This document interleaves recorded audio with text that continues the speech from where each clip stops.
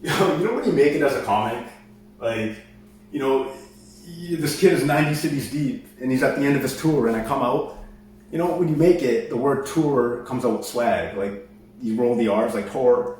This kid is 90 cities deep and he's at the end of his tour and I come out and there's like a football stadium with like 40,000, like empty seats and people, maybe more empty seats, I don't know.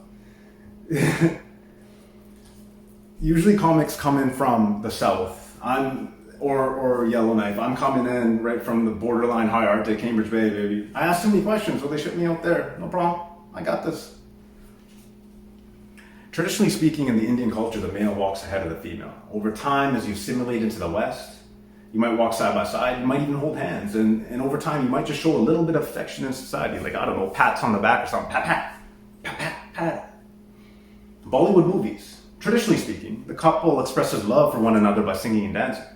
Like, it dawned on me the other day that my people have been social distancing for centuries. Like, we've always been doing it. If you're lucky enough to have your grandparents in your life, get to know them. Embrace it. It's some of the best material that I've ever written, yet to be tested on a stage. Like, I was on a Zoom conversation with my grandpa the other day. I'm like, Gramps, when was the last time you got laid?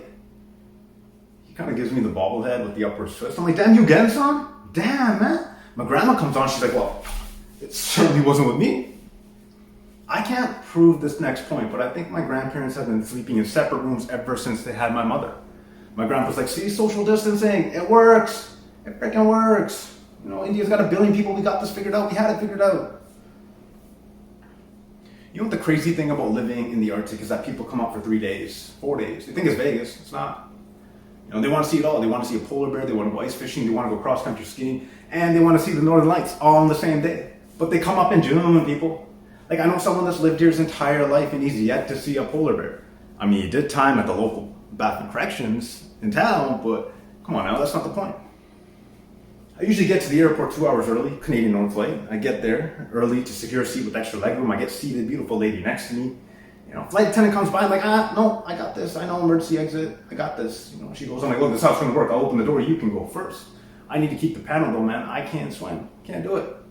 You know the best part of the flight is this hot cookie, pre-COVID, is this hot cookie that rolls around mid-flight. Like, I eat mine, you know, she abandons her hot cookie on the tray. You can't just abandon the cookie. They announce on the PA system it's a freaking hot cookie for a reason, right? I reach over, I'm like, yo, you gonna eat that? No response. I reach over, touch the floor. She grabs the other side, I pull, there's tension, I pull harder, she lets go.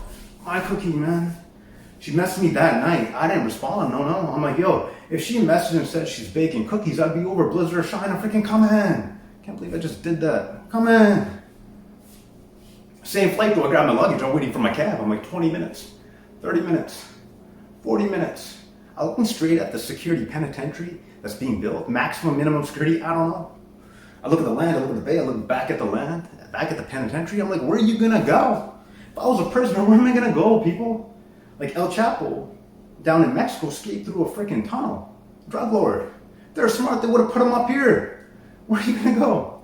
Oh, he'd be legendary up here. He'd find a way to dig through that permafrost. He'd be the first guy to connect Iqaluit to Quebec. They call it the Kikatani Express. No, first guy to connect Iqaluit to Newfoundland, called the Newfoundlandese Express. No, first guy to connect Iqaluit to Quebec, called it the MTL Express, Montreal Express. Your choice of riding a wagon ATV or a freaking caribou.